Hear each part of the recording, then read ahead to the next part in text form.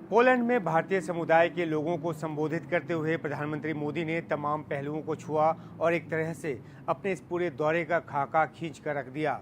45 साल बाद किसी भारतीय प्रधानमंत्री के पोलैंड पहुंचने की बात का भी जिक्र किया उन्होंने और ये बताने की कोशिश की कि कैसे उनके कार्यकाल में उन तमाम देशों से संबंधों को मजबूती देने की कोशिश की जा रही है जो अलग अलग सरकारों के दौर में दशकों से नज़रअंदाज किए जाते रहे हैं। उन्होंने यूक्रेन रूस जंग की शुरुआत के समय जिस तरीके से भारतीय छात्रों को सुरक्षित निकालने में मदद मिली उसके लिए पोलैंड और पोलैंड में बसने वाले भारतीय समुदाय की जो सराहना है वो भी की। गुजरात के नवानगर के जाम साहब का जिक्र करते हुए उन्होंने बताया कि भारत और पोलैंड के संबंध किस ऐतिहासिक तौर पर जुड़े हुए हैं।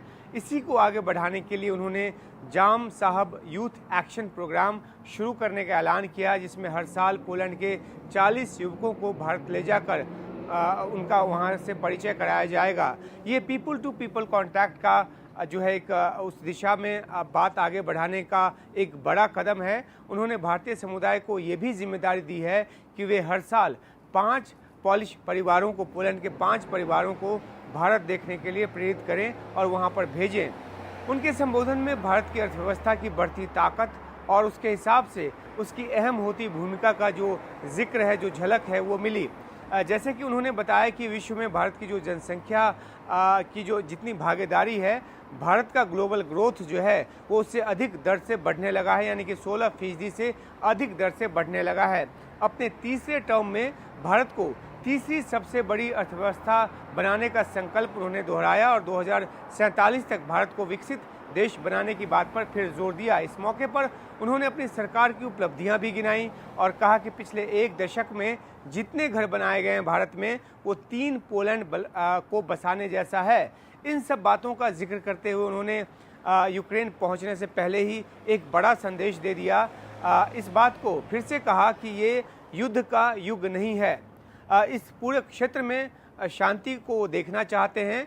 रूस का दौरा करने के बाद यूक्रेन के दौरे पर पहुंच रहे पीएम मोदी आखिर शांति पर जोर दे रहे हैं, तो उसके पीछे का एक बड़ा मकसद ये भी है कि पहले कोरोना महामारी और उसके बाद फिर दो युद्ध जो हमास इजराइल युद्ध है और उसके अलावा यूक्रेन रूस युद्ध, ये 2 युद्ध जो हैं दुनिया के देशों की अर्थव्यवस्था को संकट पैदा कर रहे हैं और ग्लोबल सप्लाई चेन में कठिनाई जो है वो पैदा हुई है।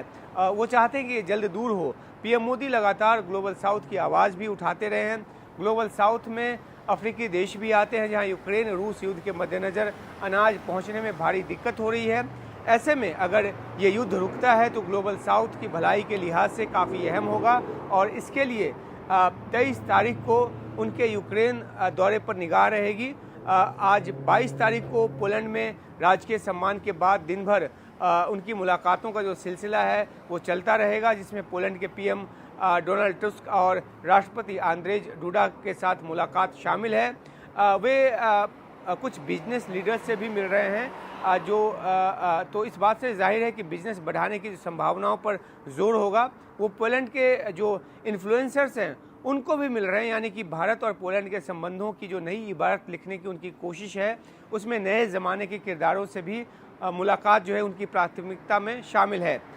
ये प्रधानमंत्री मोदी जो हैं वो टॉम्ब ऑफ अननोन सोल्जर्स जाकर पोलैंड के उन शहीद सैनिकों को श्रद्धांजलि भी देंगे जिन्होंने प्रथम विश्व युद्ध के से लेकर कई युद्धों तक अपने देश की रक्षा और आज़ादी के लिए जान दी है। पोलैंड के शहीदों का सम्मान पोलैंड के एक राष्ट्र के रूप में संकल्प का सम्मान है और ये भावनात्मक तौर पर भी जुड़ा मामला है। तो पोलैंड का दौरा खत्म कर जो पीएम मोदी हैं यूक्रेन के दौरे के लिए निकल जाएंगे और इस दौरे पर दुनिया भर की निगाह बनी हुई है।